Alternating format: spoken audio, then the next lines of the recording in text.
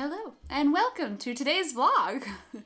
My name is Mariah. If you're new here, welcome. This week I'm talking about things related to Slovenia and Slovenian things, and today I'll be talking about what it's like being married to a Slovenian man. What is it like for an American to be married to a Slovene? I guess I should start out with this disclaimer that I've never been married to anyone else, so I can't compare him to someone else.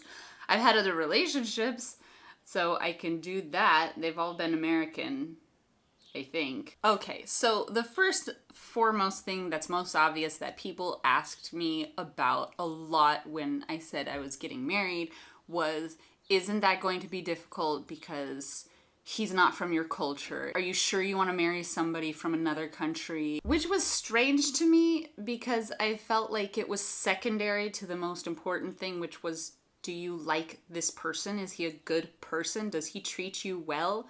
Like, those are reasons to end a relationship, not just because they're from another country. And I would say that increasingly, the longer we were together, the more differences came up. And a lot of them are just perceptual differences on how each of us perceive the world and process that information. And we interpret that into different ways. And that's very different based on our cultural and social upbringings. Probably the biggest challenge that we've had has been in communication.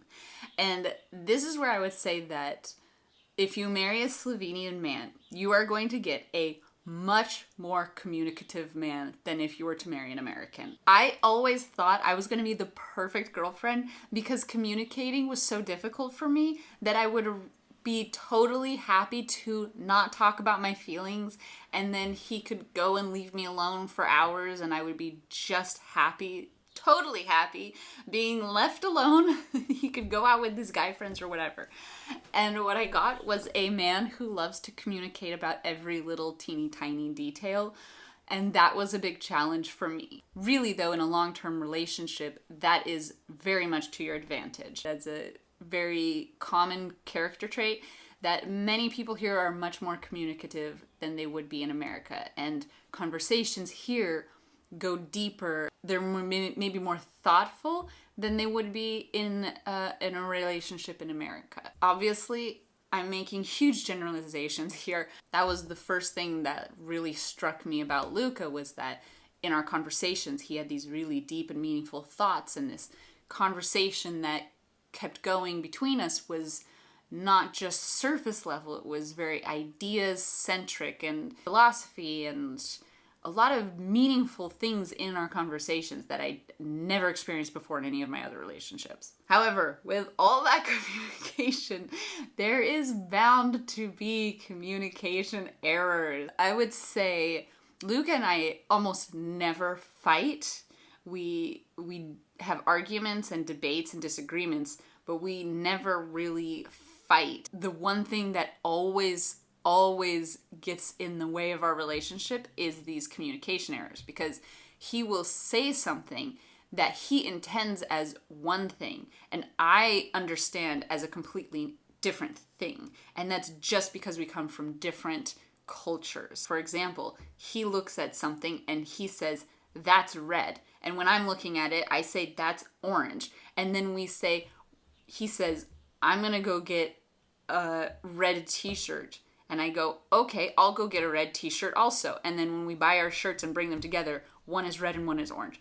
This is just an example. But like, that's how these communication errors happen all the time. And sometimes it's not a big deal. And a lot of times it's just very frustrating because you're trying to figure out what the other person said to make you believe that. And it's like, this takes so much mental effort to remember what somebody said and why that doesn't make sense, or how can you do that when this is what you said, and when they said that they meant something different.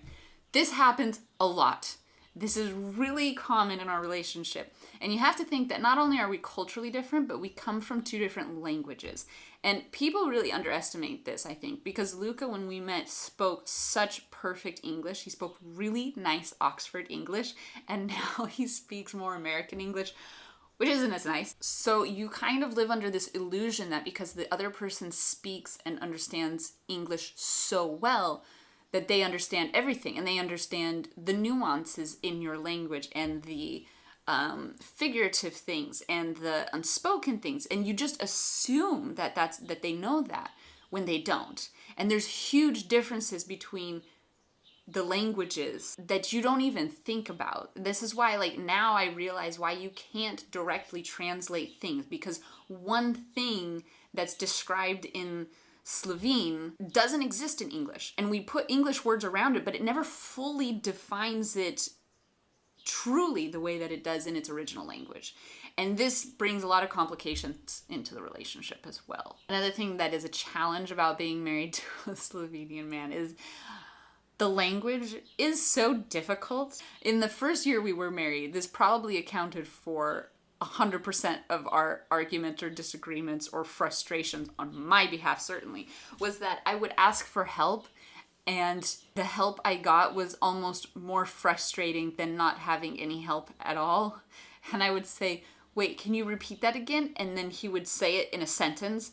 And I was like, do you not understand? This is like Chinese characters. I don't understand anything, and you tell me like a whole word and I don't even know how to spell that. I have no idea what you're talking about. I've finally gotten to the point in my language learning path where when he says something, I know how it's spelled just by the way he says it, which is amazing.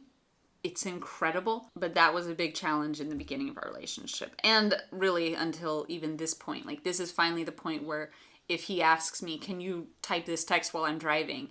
And I say, sure, what do you want to say? And he says it, I can actually type it. On the other side, you have like great qualities. Like I said about the communication, that's a really great quality to have in a long-term relationship. That's a really great quality to have in a spouse. I will throw out another disclaimer. Luka is not typical Slovenian. I have learned this by meeting other Slovenians. Luka is not your typical Slovenian man. There's a lot of things he does and a lot of qualities about him that when I'm describing that to other friends or women of mine, they say that's really not a typical Slovenian thing to do. I would say that most Slovenes are not comfortable leaving their home country, city. They wouldn't think about going out to another country and living there. Luke is very much the kind of person who would enjoy a travel, who would be totally open to living somewhere else. He was very open to living in California, which, that's kind of, not everybody's totally open to living in the middle of Kansas, but California's not bad. But I have met, and I do know some men here who say they would never leave Slovenia, and they would certainly not leave their home village or town. I think it's different in Ljubljana because Ljubljana is more city, and it's people are maybe more used to the idea of traveling and going places, whereas once you move out of Ljubljana and you get to the more like villages and quieter places, people very much have their rituals and their traditions and their family, and they're not going to leave that. One of the things that I find very interesting about being married to a Slovenian man is it's not an oxymoron, but it's like that. It's basically two things that don't seem to make sense. So one of the things that I think is so great about Slovenian men is that they are not at all afraid of showing physical affection with other men. This is something I can't stand in America. It's like so cultural to be just absurdly egotistical about physical touch between men. Whereas here, you'll see men who are friends and they have no problem putting their arms around each other, being very like physically affectionate in a way that they hug each other or they hang out together, very close to each other. That's like very normal here. And I also noticed that when I was in the Philippines, it was the same thing, very like physically affectionate with each other as friends. And yet, for some reason, Slovenes are very unaffectionate physically in relationships. It's almost such a rare thing to see a Slovenian couple being physically affectionate with each other.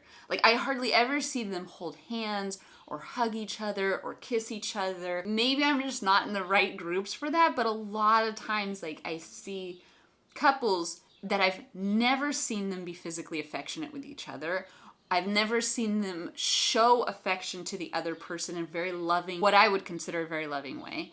And another thing that goes along with that is that they are very, like, Slovenes very much are not verbally affectionate with their spouses or partners or in relationships. In Slovene and in many languages besides English, they have a term for love and then they have a term for like, where in English we just say I love you to everyone, and it's almost in the tone and the way that we say it, it shows intimacy.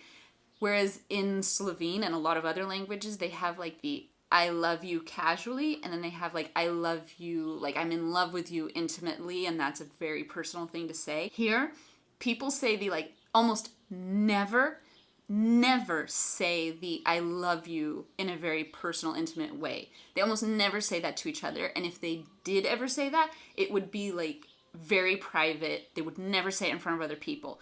The I love you in a casual way, people never say that either to each other. It's so strange, and maybe in English we overuse it. I know in English we overuse it. We say I love everything. But here it's like they don't ever use that at all. Luke and I have had our share of run-ins with that because for me it came coming from a very affectionate background, and Luca from a different kind of affection and not the way I perceived it. We had a lot of conversations about that.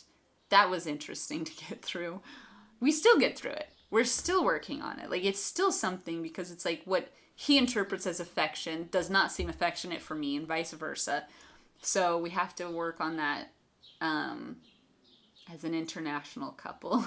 I think something that Luca is that is not typical Slovenian that I love and that really like makes sense to me as an American is that Luca's very independent thinking in terms of business and entrepreneurialism. Most Slovenes are not. From the conversations I've had with people, like most people have no intention whatsoever of starting their own business or going out on their own and creating something new. Part of that is that the state makes it very difficult to have a business here. I really truly believe that.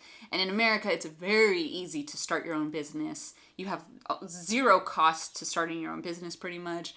And here it's very difficult and costly. And so that has an effect, but it's also like I see it as culturally inherited where not so long ago, it was like impossible to have your own business and be an entrepreneur. And so people have the mindset that it's just too difficult or impossible. And they would rather just be an employee and collect their check versus like, if they're unhappy, they just rather stay there and complain about it instead of leaving there and doing their own thing, which is very much the American way. So I love that about Luca, and we really connect on that. All right. I hope I gave you some pros and cons, some interesting challenges, and some interesting advantages to having an international relationship as an American with a Slovenian. Although I honestly believe that most of the things I said, especially the things in communication, is not just for if you're married to a Slovenian or American. Like, this happens when you come from two different cultures, whatever they are, and two different languages, whatever they are. If you have experience with this, please share in the comments below your success stories for how you get through those conversations. I would appreciate it. And I'm sure anyone else watching who's also in an international relationship would appreciate that. Thank you for watching this video. If you liked it, like it. If you like me, subscribe, and I will see you tomorrow.